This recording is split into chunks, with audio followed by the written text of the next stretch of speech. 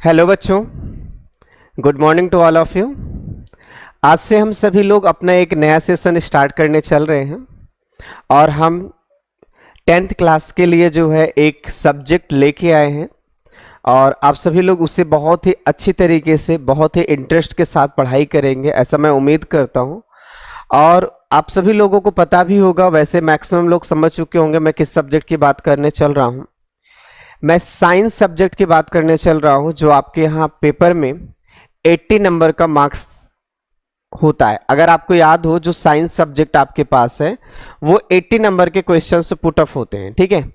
अब आप देखते होंगे 80 नंबर तो आपका ऐसा होता है जो एग्जामिनेशन से होता है, 20 नंबर प्रैक्टिकल का होता है, वो अलग मैटर है। फिलहाल जो 80 नंबर का क्वेश्चन है उसमें आप देखेंगे तो हमारे पास मेनली 3 सब्जेक्ट होते हैं। एक सब्जेक्ट आपके पास है, सीधी सी बात है, जिसका क्या नाम है, फिजिक्स है। एक आपके पास है केमिस्ट्री है।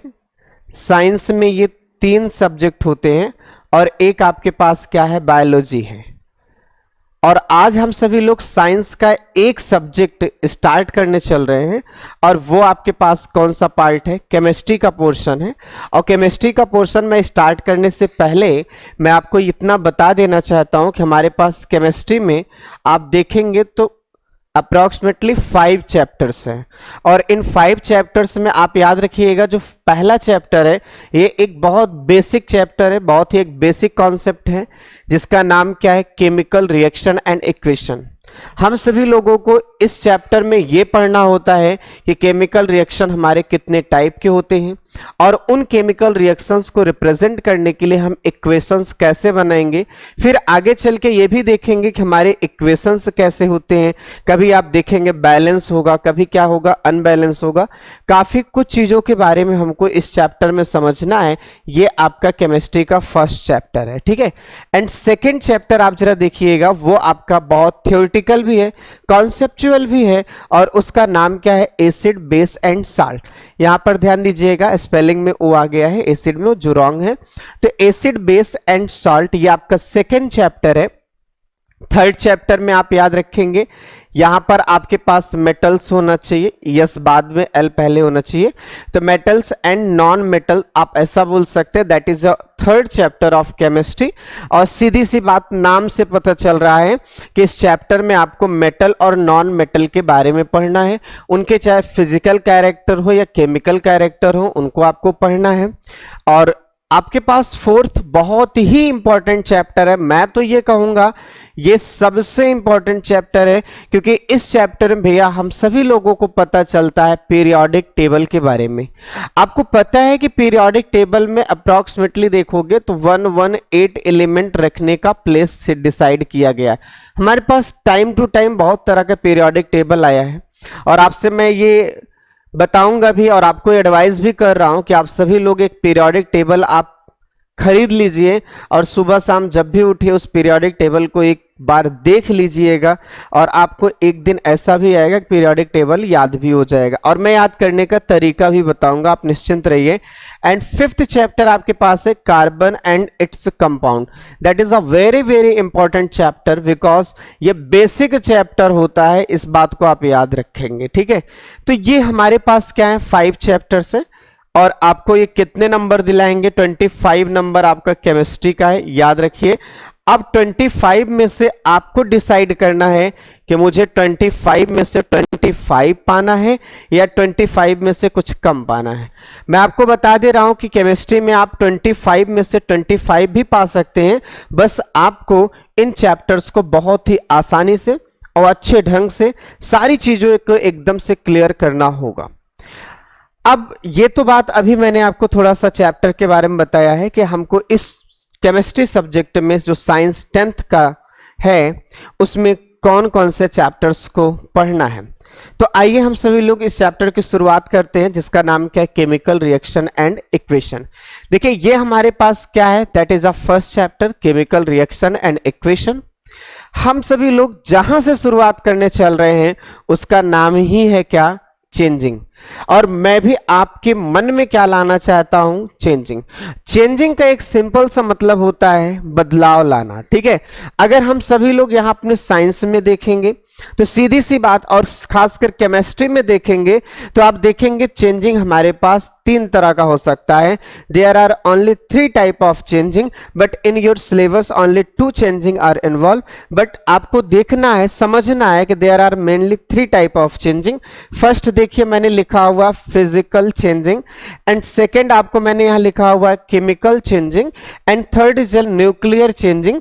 बट न्यूक्लियर चेंजिंग आपके सिलेबस का नहीं है, वो आगे का है। फिर भी मैं आपको बताऊंगा कि सर फिजिकल चेंजिंग क्या है, या केमिकल चेंजिंग क्या है, या न्यूक्लियर चेंजिंग क्या है।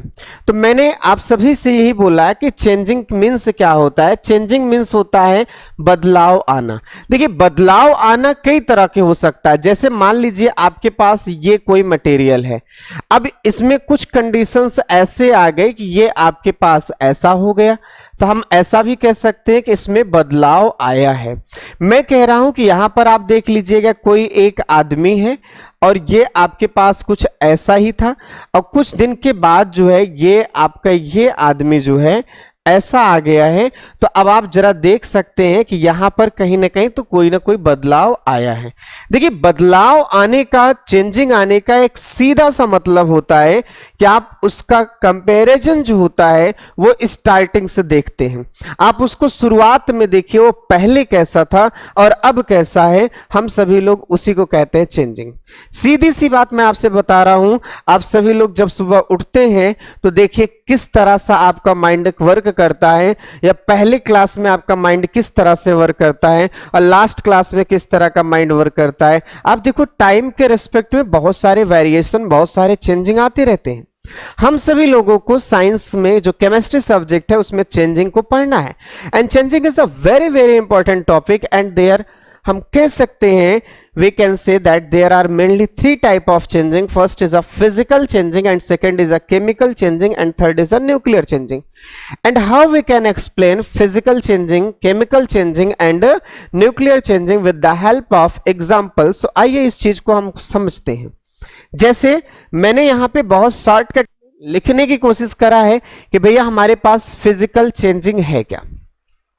बहुत ही शॉर्टकट में मैं लिखने की कोशिश कर रहा हूं कि भैया हमारे पास फिजिकल चेंजिंग होता क्या, व्हाट इज फिजिकल चेंजिंग। तो मैंने यहां पे एक ही बात बता दिया है कि इस तरह की कोई भी चेंजिंग होगी तो उसमें कोई नया चीज नहीं बनेगा। सीधी सी बात मैं बता रहा हूं, इस तरह की कोई भी चेंजिंग होगी उसमें कोई भी नया नहीं बनेगा। नया ना बनने का मतलब क्या निकलता है, मैं सीधी सी बात आपसे कह रहा हूं, इसका एक सिंपल सा आप जवाब लीजिए। मान लीजिए आपने गीली मिट्टी लिया है, वो इस शेप में मैंने उसको बनाया है, हमने क्या किया उसे फर्श पर जो है गिरा दिया, और जब गिरा दिया फर्श पे वो आपका हो सकता है ऐसा हो जाए।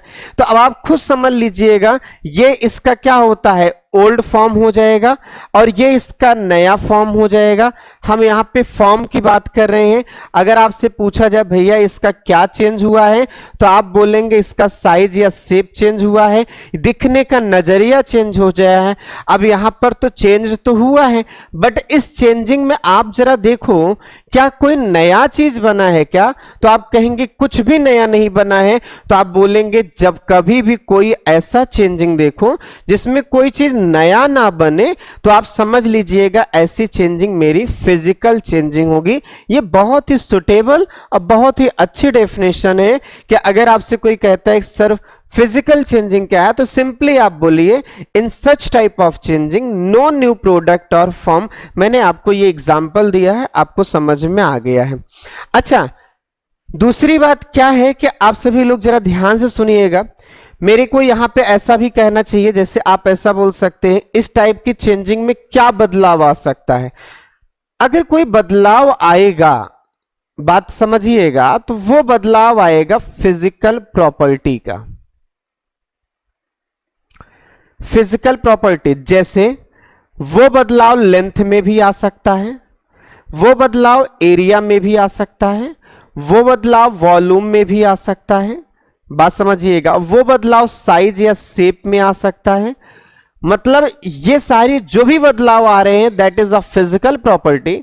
मतलब जब फिजिकल चेंजिंग होगा तो फिजिकली कोई ना कोई चेंजिंग दिखेगा। जैसे मैं एक सीधी सी बात आपसे कह रहा हूं, जैसे यहां पर आपको मैं बताऊं, जैसे मान लीजिए मेरे पास क्या है, पेंसिल है। आप समझिएगा, मेरे पास ये क्या है, पेंसिल है। और मैंने क्या किया है, इस पेंसिल को थोड़ा सा किसी शार्पनर के हेल्प से इसको थोड़ा सा इस डिजाइन में कर दिया। तो अब जरा देख लीजिए, इनमें कोई ना कोई चेंजिंग तो आया ही है। अब कैसा चेंज हुआ है, अब आप खुद समझ सकते हैं, फिजिकली चेंज हुआ है, कोई नया चीज नहीं बना है। पहले भी ये पेंसिल है, अभी भी ये पेंसिल है, बट इस फिजिकली चेंज हुआ है। अच्छा, कभी कभी मेरा मूड खराब रहेगा तो हो सकता है हम पेंसिल के साथ ऐसी दुर्दशा भी कर दे, ये आपका पेंसिल ब्रेक हो जाए। तो आप कुल मिला के आप कह सकते हैं इसका साइज बदल गया, शेप बदल गया, लेकिन कोई नया चीज नहीं बना हुआ है। That is a physical changing. आप इस बात को आप याद रखेंगे, that is a physical changing, because in physical changing there are no new product. अब आप ऐसा कह सकते हैं, राइट। अच्छा, एक बात और है, मैंने यहां पे एक बात बोला है, टेम्परेरी चेंजिंग। मैंने आपसे बोला कि जो मेरा फिजिकल चेंजिंग होता है that is a temporary changing, मतलब हमेशा के लिए नहीं बदलता है। बात को गौर करिएगा, ऐसा नहीं है कि हमेशा के लिए बदल गया हो, ठीक है। जैसे हम टेम्परेरी को अनस्टेबल भी बोलते हैं, याद रखिएगा, टेम्परेरी को हम क्या कहते हैं, अनस्टेबल कहते हैं। थोड़ा सा मैं इस वर्ड के बारे में यूज कर रहा हूं, बताने चल रहा हूं, याद रखिएगा। अनस्टेबल का एक सीधा सा मतलब होता है मोर एनर्जी। और इस दुनिया में याद रखिएगा, कोई अगर अनस्टेबल है, अनस्टेबल मतलब होता है डिस्टर्ब होना। सीधी सी बात मैं आपसे कह रहा हूं, अनस्टेबल मतलब क्या होता है, डिस्टर्ब होना। इस दुनिया में कोई भी ऐसा बंदा नहीं है जो डिस्टर्ब होना पसंद करेगा, वो अपने आप के डिस्टर्बेंस को दूर करेगा। इट मीन्स वो स्टेबल में आना चाहेगा। और आपको मैं ये तरीका बता रहा हूं कि अनस्टेबल से स्टेबल में आने के दो ही तरीके हैं, या तो ब्रेकअप हो जाएगा, मतलब या तो वो टूट जाएगा, या तो किसी से पैकअप हो जाए, मतलब जुड़ जाएगा। आप ऐसा बोल सकते, किसी के साथ कंबाइंड हो जाएगा। इस बात को आप याद रखिएगा, इस दुनिया में अनस्टेबिलिटी को स्टेबिलिटी में कन्वर्ट होने के लिए only two way, first is a breakup and second is a, कह सकते हैं, कॉम्बिनेशन बोल सकते हैं। अब उसकी सिचुएशन क्या है, वो हो सकता है इतना ज्यादा अकेला हो, उसका अकेलापन ही उसका सबसे बड़ा दुख का कारण हो, डिस्टर्ब होने का कारण हो, तो वो दो लोगों मतलब कंबाइन होने की डिमांड करेगा कि मैं यार अकेला हूं, इसीलिए बहुत ज्यादा डिस्टर्ब हूं, मुझे कोई चाहिए, मेरा कोई साथ दे, मैं कंबाइन होना चाहता हूं क्योंकि मैं खुश रहना चाह रहा हूं, स्टेबिलिटी आनी चाह रही। तो वहां पे कॉम्बिनेशन मेथड होगा। अब कुछ लोग तो इस बात के लिए दुखी हैं, यार मेरे साथ पता ही नहीं कितने लोग जुड़ गए हैं, बड़ी दिक्कत आ रही है और मैं खुद चाहता हूं कि इन सबसे एकदम सेपरेट हो जाऊं।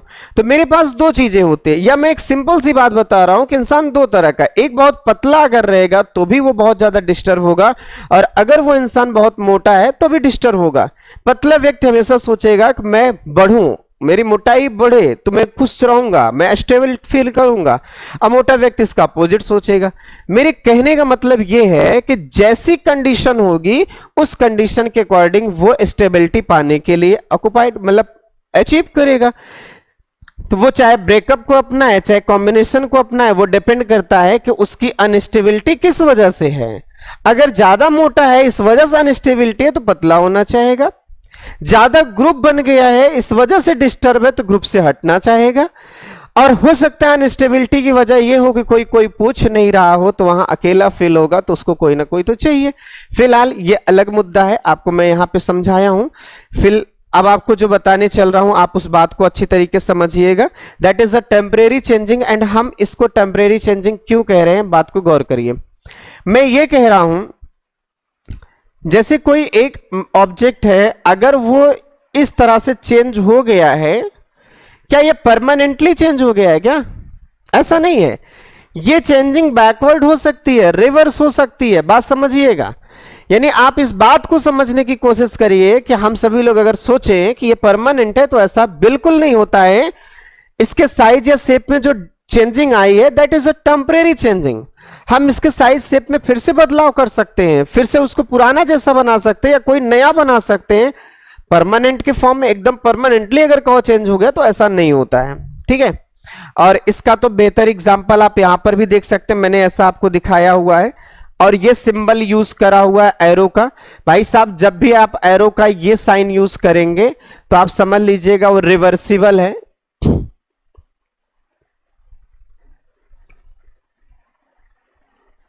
ठीक है, और इससे हम सभी लोग ऐसे भी कभी कभी कुछ लोग कहते हैं जिसे हम डबल हेड एरो कहते हैं, जिससे हम सभी लोग नाम क्या देते हैं, डबल हेड एरो कहा जाता है। तो ये आपके पास फिजिकली चेंजिंग का मैंने आपको एग्जांपल दिया है। मैंने यहाँ पे आइस को लिया हुआ है, मैंने उसको हीट करा है, वो आपका क्या बन गया है, वाटर बना है। उसे भी हीट करा है तो क्या बन गया है, स्टीम बना है। थोड़ा सा यहाँ पे हुआ है चेंजिंग। ये जो कूलिंग आपके पास है, ये जो यहां चला गया है वो कूलिंग आपका यहां होना चाहिए, ठीक है। अगर आप सभी लोग क्या करेंगे, स्ट्रीम को कूल करेंगे तो वाटर बनेगा, वाटर को कूल करेंगे तो आइस बनेगा। ये आपका फॉरवर्ड भी हो रहा है। ये डायरेक्शन अगर आप कहते हैं सर ये फॉरवर्ड है मतलब आगे की ओर प्रोसीड हो रहा है, तो ये वाला डायरेक्शन आपके पास क्या हो जाएगा, बैकवर्ड हो जाएगा। अगर कहीं पर भी ऐसा आपको दिखाई दे कि दोनों डायरेक्शन में हो, इसका मतलब बाई डायरेक्शनल हो, बाई मीन्स टू आप बोल सकते हैं कि अगर बाई डायरेक्शनल दिखाई देता है तो मैं वहां पे बोलूंगा इस साइन को यूज करो, या आप इस साइन को यूज करो, या फिर आप इस साइन को यूज करो। तो ये आपके पास यूज करना होगा, ठीक है। तो फिजिकल चेंजिंग मेरा क्या होता है, बाई डायरेक्शनल ही होता है, रिवर्सिबल ही होता है। और मैंने इसका एक एग्जाम्पल ये भी दिया है, देखो बॉइलिंग पॉइंट मतलब बॉइलिंग ऑफ वाटर, ये भी एक एग्जाम्पल है। तो आप बोल सकते हैं कि there are a lot of example of physical changing and there are a lot of terms of physical changing. But physical changing का रियल में मतलब क्या है, सीधी सी बात आप बोलिएगा कि इसमें कोई नया नहीं बनता है, टेम्परेरी चेंजिंग होता है, कुछ पल के लिए चेंजिंग होता है, फिजिकली चेंज होगा, चाहे उसका लेंथ चेंज हो, एरिया चेंज हो, साइज चेंज हो, शेप चेंज हो, कलर चेंज हो, ठीक है। तो बहुत सारी चीजें हो सकती है, that is a physical changing, ठीक है। अच्छा, मैं फिजिकल चेंजिंग का एक बहुत अच्छा एग्जांपल दे रहा हूं। हो सकता है इसमें कुछ किसी को लगे कि हाँ ये एग्जांपल सुटेबल है, और किसी को ऐसा भी लग सकता है कि एग्जांपल आपका सही नहीं है। आप सभी लोग देखिए, कोई मेकअप कराने जाता है ब्यूटी पार्लर में, तो आप सभी लोग जरा देखिए फिजिकली चेंजिंग होता है। अब फिजिकली जो उसका फेस होता है, जो बदलाव आता है फेस में, जो ब्राइटनेस या जो चमक आ जाती है, मैं आपसे पूछना चाहता हूं क्या वो हमेशा परमानेंट हो जाती है? ऐसा नहीं है। आप अक्सर देखते होंगे कि ये जो फेस में चेंजिंग आती है भैया, इसी को हम सभी लोग फिजिकली चेंजिंग कह सकते हैं। और ये चेंजिंग आपकी परमानेंट नहीं होती है, ये साक्षात आप देख सकते हैं टेम्परेरी होती है, कुछ घंटों के लिए होती है, कुछ टाइम के लिए होती है, और नहीं तो फिर से वही हो जाएगा। मैं पूछना चाहता हूं क्या मेकअप कराने के बाद कोई इंसान नया हो जाता है क्या? ऐसा नहीं है। That is a physical changing, and physical changing में हम ऐसा बोल सकते हैं, सीधी सी बात है कि no new product are form, कोई नया नहीं बनता है, रहता वही है, बस थोड़ा सा बदलाव आ जाता है। अब मैं एक बात बता रहा हूं, जैसे ये देखिए हेयर स्टाइल मेरे ऐसे है, मैं चाहूं तो किसी भी ऑर्डर में करा लूं तो ये फिजिकली चेंजिंग हो जाएगा। अब ऐसा नहीं कि मैं इसको फिर से रिवर्स नहीं ला सकता हूं, आ सकता हूं, ऐसी कोई बात नहीं है। तो ये आपको जो मैंने बताया है that is a physical changing. तो मैंने यहां पे लिखा हुआ, और एक बात लिखा हुआ जरा देखिएगा, मोस्टली देखोगे तो फिजिकल स्टेट बदलेगा, तो फिजिकल स्टेट वाला तो मैंने एग्जांपल आपको दे दिया, तो ये फिजिकल चेंजिंग है। अब मैं सेकंड आपको बताने चल रहा हूं, वो आपके पास कौन सा है सर, केमिकल चेंजिंग। तो मैंने यहां कुछ छोटे छोटे टर्म्स लिखे हैं, आप सभी लोग इनको अच्छी तरीके से समझ लीजिएगा। मैंने लिखा हुआ है, पहली बात यहां कोई नया प्रोडक्ट बनेगा, सीधी सी बात है। दूसरी चीज ये है कि परमानेंट चेंजिंग होती है, बहुत अच्छी बात है। और तीसरी बात यह है कि ये रिवर्स हो सकती है। मैंने लिखा हुआ है इट कैन, नहीं, मैंने लिखा हुआ इट कैन नॉट रिवर्स, ये रिवर्स नहीं हो सकता है। मैं इसका एक एग्जाम्पल भी दिया हूं, सॉरी आप याद रखिए, मैंने एक एग्जाम्पल भी दिया हुआ है। जैसे आप सभी लोग पेड़ पौधों में देखिए, मैं एक सीधी सी बात बता रहा हूं, जैसे आप पेड़ पौधों में देखिए, जो हमारे पास पत्ती होती है, जब वो एकदम फ्रेश लीफ रहती है तो उसका कलर हमारे पास क्या होता है, ग्रीन कलर का होता है। ठीक है, अब उसको कुछ टाइम के बाद देखिए अगर वो येलो हो जाती है, मतलब वो ड्राई हो जाती है, तो वो आपके पास येलो लीफ का मतलब हो जाएगा भैया वो ड्राई हो गई है। अब यहां पर जो चेंजिंग आया हुआ है, अगर आपसे पूछा जाए कि सर किस तरह की चेंजिंग है, तो आप बोलेंगे भैया ये केमिकली चेंजिंग है। अब मैं आपसे पूछता हूं क्या इसका ड्राई लीफ फिर से ग्रीन हो सकता है क्या? नहीं, ऐसा कुछ नहीं हो सकता है, फ्रेश नहीं हो सकता है। तो सीधी सी बात आप बोलेंगे कि ये एक तरह का क्या होता है, केमिकली चेंजिंग होता है। एंड केमिकली चेंजिंग जो होता है रिवर्स नहीं हो सकता है। तो ये आपको बोलना है कि sir what is chemical changing, तो आप बोलेंगे that is a permanent changing and here new product and form and it can not reverse and that is a very interesting example for all of you. हम बोल सकते हैं dry leaf जो होता है वो आपका नहीं रिवर्स हो सकता, it means it can not convert into green leaf, आप ऐसा कह सकते हैं। मैं एक बात और आपको बताना चाह रहा हूं, ऐसे बहुत सारे एग्जाम्पल्स हमारे पास हैं। एक सीधी सी बात मैं आपसे कह रहा हूं, जैसे आप एप्पल लीजिएगा, मैं मोबाइल की बात नहीं कर रहा हूं, फल की बात कर रहा हूं। आप उसके पीस को कट करिएगा और कट करने के बाद उसको ओपनली छोड़ दीजिएगा, और जब आप छोड़ देंगे तो आप देखेंगे कटिंग पार्ट पर थोड़ा ब्राउन कलर आ जाएगा। वो जो ब्राउन कलर आ रहा है that is a chemical changing. अगर अब कहो कि इस ब्राउन कलर को हटा के मैं वैसे फिर से फ्रेश एप्पल बना लूं तो नहीं बना पाओगे। ठीक है, और आप देखिए जैसे आप देखिए रस्टिंग वगैरह, आप जरा समझिएगा, अच्छी तरीके से समझ रहे हैं, रस्टिंग हमारे पास that is also example of chemical changing. अब मैं एक बात और आपको बता रहा हूं, जैसे हमारे सबके पास मान लीजिएगा ये तो एग्जांपल थे ही, मैंने वहां पे क्या लिया है, कोल को लिया है, उसको हीट करा हुआ है या आप कह सकते हैं बर्न करा हुआ है। तो अब आप देख लीजिए आपको क्या मिलेगा, कार्बन डाइऑक्साइड मिलेगा और आपको थोड़ा सा एनर्जी मिलेगा, यानी आप बोल सकते हैं कि यहाँ एनर्जी आपको क्या होगा, मिलेगा। तो अब ये भी एक एग्जाम्पल क्या होता है, केमिकली चेंजिंग का ही होता है। तो मैं आशा करता हूं आप सभी लोगों को केमिकल चेंजिंग समझ में आया है। हाँ, अगर आपके मन में चल रहा है सर केमिकल चेंजिंग जब होता है तो क्या क्या बदलाव आ जाता है, तो मैं आपको बता दूं due to chemical changing physical property भी बदल सकती है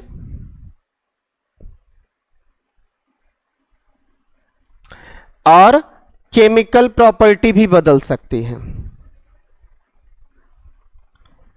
तो बात को गौर करेंगे, ड्यू टू केमिकल चेंजिंग आप बोलेंगे physical property and chemical property both can be changed. तो ये आपको कहना होगा, ये हमारे पास कौन सा चेंजिंग होता है, केमिकल। हम तो यार इस चैप्टर में केमिकल रिएक्शन ही पढ़ेंगे, तो जो भी केमिकल रिएक्शन है वो केमिकल चेंजिंग ही होते हैं। ठीक है, आप निश्चिंत रहिए, आप उसके लिए कोई दिक्कत नहीं है। नेक्स्ट जो चेंजिंग है जो आपके यहां सिलेबस में नहीं है लेकिन फिर भी मैं बता रहा हूं, न्यूक्लियर चेंजिंग। जानते रहिए हियर न्यूक्लियस चेंज, मैं आपको सीधी सी बात बताया, यहां पे न्यूक्लियस ही बदल जाता है। It means a way of production of new element. ये तो आपको मैंने तरीका बताया कि न्यूक्लियर चेंजिंग जो होता है एक तरीका होता है जिससे हम कोई नया एलिमेंट डिस्कवर करें। आप सभी लोगों के सुनने के लिए मैं बता दूं और जानने के लिए इतना बता दूं कि आपके यहाँ पीरियोडिक टेबल में मैक्सिमम पार्टिकल नेचुरल हैं बट कुछ आर्टिफिशियल भी हैं। अब आर्टिफिशियल को इसी न्यूक्लियर चेंजिंग के हेल्प से ही बनाया जाता है। जैसे मैंने यहाँ दिखाने की कोशिश करा है कि हमारे पास बोरॉन है, हमने क्या कराया, इस पर किसी चीज का अटैक कराया और आपका एक नया एलिमेंट बन गया कार्बन। तो इस तरह का जो चेंजिंग होगा उसे हम क्या कहते हैं, न्यूक्लियर चेंजिंग कहते हैं। मैं एक बात बता दूं, हम सभी लोग चाहे देखो केमिकल चेंजिंग हो चाहे देखो आपके पास न्यूक्लियर चेंजिंग हो, कोई ना कोई नया तो मिल रहा है। जैसे मैं एक सीधी सी बात कर रहा हूं, जैसे कार्बन O2 और ये आपके पास क्या है, कार्बन डाइऑक्साइड। यहां पर आपको कोई ना कोई नया तो मिल रहा है, कोई नया चीज जरूर बन रहा है। इसमें में भी देखिए कोई ना कोई नया चीज बन रहा है, लेकिन इन दोनों में फर्क क्या है, इन दोनों में फर्क ये है कि जब केमिकल चेंजिंग होता है उसमें जो नया चीज बनता है वो जिससे बनता है वही सब केवल रहते हैं, इसके अलावा उसमें कोई और नहीं आता है। जैसे कार्बन और ऑक्सीजन मिलकर कार्बन डाइऑक्साइड बनाए हैं, तो इस कार्बन डाइऑक्साइड नए प्रोडक्ट में केवल कार्बन और ऑक्सीजन ही आएगा, इसके अलावा और कोई नहीं आएगा। मतलब मेरे कहने का है कि इनमें जो स्टार्टिंग में जितने रहेंगे एलिमेंट्स, लास्ट में भी आपको उतने ही एलिमेंट्स रहेंगे। मतलब चेंजिंग होने के पहले जितने एलिमेंट्स रहेंगे, चेंजिंग होने के बाद भी उतने ही एलिमेंट्स रहेंगे। That is a chemical changing. But nuclear changing में आप देखेंगे कि यहां नया नहीं, एकदम नया बन जाता है। यहां हमें वो एलिमेंट मिलता है, हम देखते हैं जिस चेंजिंग होने से पहले जो एलिमेंट है वो एकदम अलग है, अब होने के बाद एकदम अलग मिल रहा है। That is a nuclear changing. मैंने यहां आपको दिखाने की कोशिश करा है। मैं ऐसा भी कह सकता हूं, कार्बन से हम सभी लोग नाइट्रोजन भी बना सकते हैं। तो आप बोलेंगे क्या, ये एक तरीका हो गया एक एलिमेंट को दूसरे एलिमेंट में ट्रांसफर करने का। तो सीधी सी मतलब है, और किसके हेल्प से करते हैं, हम सभी लोग यूज करते हैं अटैकर। तो आपको इसको ज्यादा नहीं पढ़ना है। आगे चल के जब आप न्यूक्लियर केमिस्ट्री पढ़ेंगे, बात को गौर करिएगा, आगे हायर क्लास में जब आप न्यूक्लियर केमिस्ट्री पढ़ेंगे तो वहां पे सबसे पहले यही बताया जाएगा कि भैया न्यूक्लियर चेंजिंग सुने हो कि नहीं सुने हो। इसमें न्यूक्लियस ही बदल जाता है, एकदम कोई नया एलिमेंट आ जाता है, उसको पुराने से कोई मतलब ही नहीं रहता है। पुराना क्या था उससे कोई मतलब में नहीं। मैं सीधी सी बात बताऊं, ये तो ऐसा कह रहा है कि जैसे आपसे कोई कह दे भैया आप एक काम कर लो, मैंगो से एप्पल बनाने की बात सोच रहा है। इस तरह की चेंजिंग सीधी बात चैलेंज कर रहा है कि हम मैंगो से क्या बनाना चाह रहे हैं, एप्पल बनाना चाह रहे हैं। तो ये आपके पास न्यूक्लियर चेंजिंग होता है। ठीक है, मैंने एक एग्जांपल ही आपको दिया है। ठीक है, देखिए आज की क्लास में मैंने आपको समझाया कि सर चेंजिंग होता क्या है, और इन सारी चीज़ों को समझते जाइएगा और अच्छी तरीके से, बहुत बेहतर लगेगा, आप बहुत अच्छे ढंग से समझ लेंगे। लेकिन मैं चाहता हूं कि आपकी केमिस्ट्री थोड़ी सी अलग हो, आपकी केमिस्ट्री थोड़ी सी अलग क्या बहुत बेहतर हो।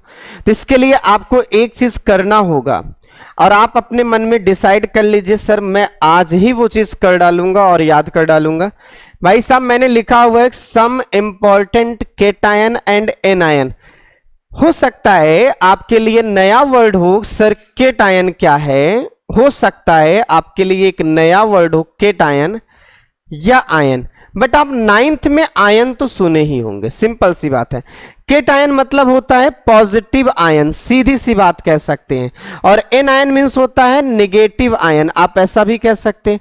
पॉजिटिव आयन मतलब क्या होता है कि इलेक्ट्रॉन यहां पे कम होगा, और नेगेटिव आयन मतलब इलेक्ट्रॉन यहां पर क्या हो गया होगा, बढ़ गया होगा। बात को गौर करिएगा, ठीक है। तो यहां इलेक्ट्रॉन क्या हो जाएगा, बढ़ जाएगा। तो आप ऐसा कह सकते हैं,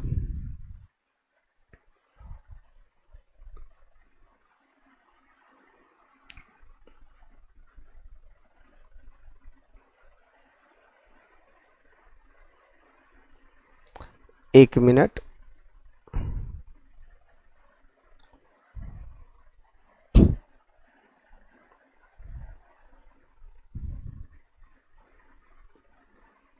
ठीक है। चलो तो देखिए मैंने एक लिस्ट बनाया हुआ है। पॉजिटिव आयन को हम सभी लोग क्या कहते हैं, कैटायन कहते हैं। इसमें मैंने ये आपके पास सोडियम के पास कितना प्लस होगा दिखाया है। मैं केवल इतना दिखा रहा हूं, भैया आप इनको याद कर डालो, प्रैक्टिस में लाओ। मैग्नीशियम के पास +2 होता है, इनके पास ये होता है, इनके पास ये होता है, इनके पास ये होता है। थोड़ा आप इस पेयर को देखिएगा, थोड़ा आप इस पेयर को भी देखिएगा, और थोड़ा आप इनको भी देखिएगा। मैं और भी लिख दे रहा हूं कि आप सभी लोगों को Fe+2 मिलेगा, Fe+3 मिलेगा। तो इसका मतलब एक ही एलिमेंट एक से ज्यादा कैटायन बना सकता है। जैसे ये आपके Fe+2 है, ये Fe+3 है, तो हम सभी लोग इनको क्या कहते हैं अभी बताएंगे आपको। उसके बाद देखिए मैंने यहां पर एक बात लिखा हुआ है, ये बहुत ही इंपॉर्टेंट पॉइंट है, याद रखिएगा। जो आपके पास चार्जेज होते हैं वही बैलेंसी होती है। बैलेंसी को आपको याद नहीं करना है, बैलेंसी आपकी प्रैक्टिस होते होते आपको याद हो जाएगी। जो चार्जेस है वही बैलेंसी है। जैसे सोडियम की बैलेंसी क्या होगी 1, मैग्नीशियम क्या होगी 2, एल्यूमिनियम की क्या होगी 3, कैल्शियम की क्या होगी 2, कॉपर की 1, कॉपर की 2, कॉपर की 1 एंड कॉपर की 2, आयरन का 2, आयरन का 3, एसएन का 2, एसएन का 4, पीबी का 2, पीबी का 4। तो ऐसे एलिमेंट्स जिनकी वैलेंसी एक से ज्यादा है तो हम उन वैलेंसी को एक नाम देते हैं जिसे कहते हैं वेरिएबल वैलेंसी। सीधी सी बात आपसे मैं कह रहा हूं, हम ऐसी वैलेंसी को क्या कहते हैं, वेरिएबल वैलेंसी कहते हैं। और जो वेरिएबल वैलेंसी होगा तो उसमें क्या होगा, एक वैलेंसी क्या होगी, कम होगी, और एक वैलेंसी क्या होगी, ज्यादा होगी।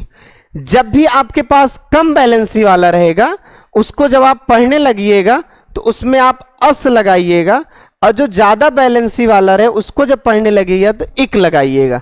जैसे यहां कम बैलेंसी वाला है तो इससे हम क्यूप्रस पढ़ेंगे, बात को गौर करिएगा, और इससे हम क्यूप्रिक पढ़ेंगे। तो मेरे कहने का सीधा सा मतलब है, अब जैसे यहां पर मैंने यहां Fe+2 रखा था और ये आपके पास Fe+3 रखा है, तो इसे हम फेरस पढ़ेंगे, इसे आप फेरिक पढ़ोगे। बात को गौर करिएगा। ऐसे देखिए, इसे स्टैनस कहा जाएगा, स्टैनिक कहा जाएगा, प्लम्बस कहा जाएगा, प्लम्बिक कहा जाएगा। तो आप कह सकते हैं भैया हमारे पास बहुत सारे एलिमेंट्स हो सकते हैं जिसमें एक ही एलिमेंट की एक से ज्यादा बैलेंसी हो सकती है। तो उनमें देखूंगा मैं, जिसका कम होगा उसमें अस नाम दूंगा और जिसका ज्यादा होगा उसे इक नाम दूंगा। अब बैलेंसी का कोई बहुत मतलब नहीं होता है, बैलेंसी का सीधा मतलब होता है चार्ज, उस पर कितना चार्ज है। जैसा ये है वैसा मैंने यहां एनायन भी दिया है, Cl-, Cl की वैलेंसी क्या होगी, 1। अच्छा, बहुत से लोगों के मन में आ रहा होगा सर माइनस है तो माइनस बोलो ना। तो मैं एक बात बता दूं, बैलेंसी के लिए नो नीड ऑफ साइन, आप याद रखिएगा, no need of sign, sign की कोई जरूरत नहीं होती है। तो Cl की, क्लोरीन की वैलेंसी 1 है, ऑक्सीजन की 2 है, सल्फर की क्या है, 2 है, ऑक्सीजन की 1 है। अब इन दोनों में डिफरेंट है, बात को गौर करिएगा। जब ऑक्सीजन की वैलेंसी -2 रहे, सॉरी 2 रहे, तो आप समझिएगा वो मेरा ऑक्साइड है। वो क्या है, ऑक्साइड है। मतलब अगर ऑक्सीजन पे -2 चार्ज है तो then we call oxide, but whenever oxygen पर -1 चार्ज है then we call peroxide. ये बहुत ही इंपॉर्टेंट है, आप इसे अच्छी तरीके से समझिएगा। What is a oxide and what is a पर ऑक्साइड।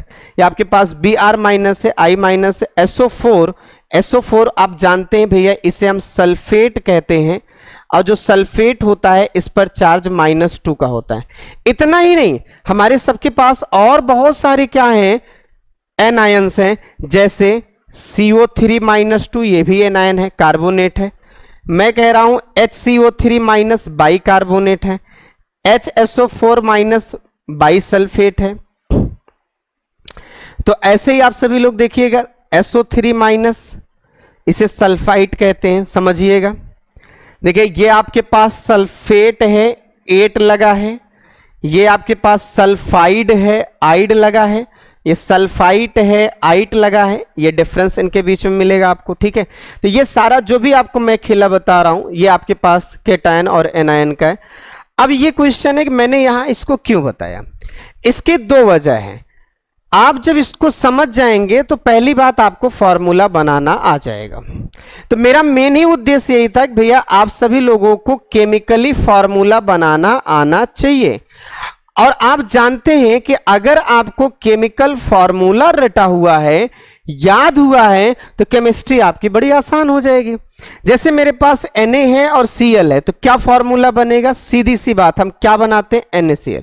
याद रहे कि जब भी फॉर्मूला बनेगा, यही चीज याद रखिएगा, जब भी फॉर्मूला बनेगा तो वहां जितना प्लस होना चाहिए उतना ही माइनस होना चाहिए।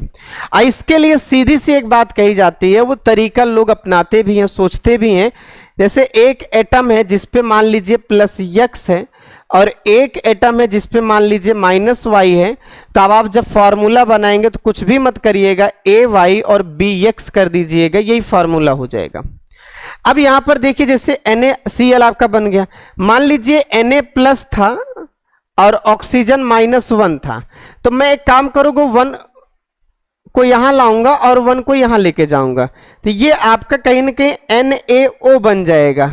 बट ये जो आपके पास NaO होता है, बात को गौर करिएगा, जो आपके पास NaO होता है ये बहुत ही ज्यादा अनस्टेबल होता है।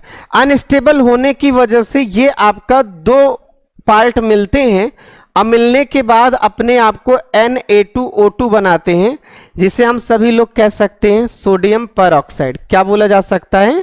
सोडियम पर ऑक्साइड कहा जा सकता है। आप ऐसा बोल सकते हैं, इसे भैया क्या कहा जाएगा? सोडियम पर ऑक्साइड।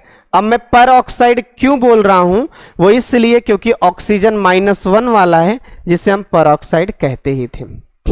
तो मेरे कहने का मतलब है, कैसा भी क्वेश्चन दिया जाए आप फॉर्मूला बड़े आराम से बना सकते हैं। हाँ, अभी आपने एक चीज जो देखा, तो मैं आपको एक बात बता दूं, इसे याद रखिएगा।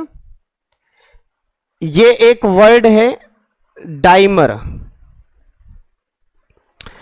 डाइमर का मतलब होता है जैसे कोई ए और यही अपना फिर ए मिलकर 2A बन जाए, या सीधा सा हम कहें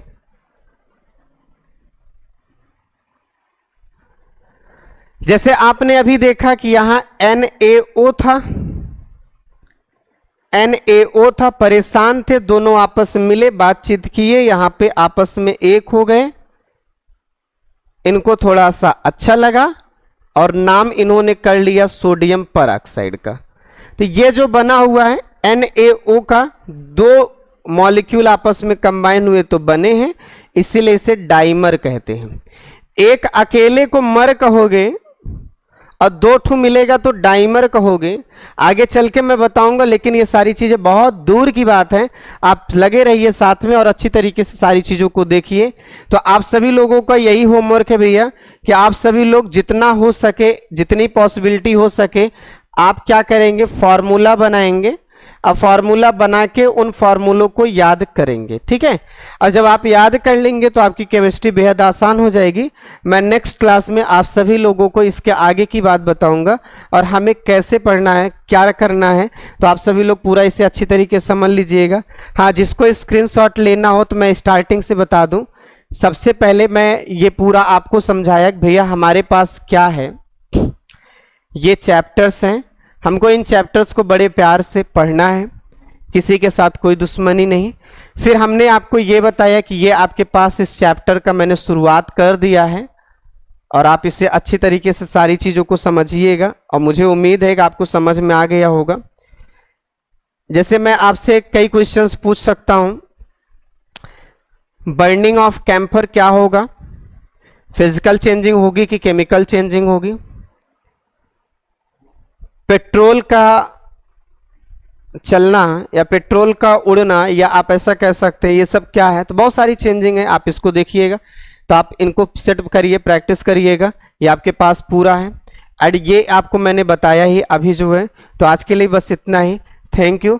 और आप सभी लोगों से मैं इतना ही कहूँगा, जितना ज़्यादा से ज़्यादा हो सके आप इसे लोगों में शेयर करिएगा और आप चैनल को सब्सक्राइब करिए अगर आप पहली बार आए हुए हैं, क्योंकि आज से हम सभी लोग एक नया सिरा, नया जर्नी स्टार्ट कर चुके हैं और आप सबके भविष्य के लिए, आप सबके लिए हम साइंस को जितना हो सकेगा उतना आसान बनाने की कोशिश करेंगे।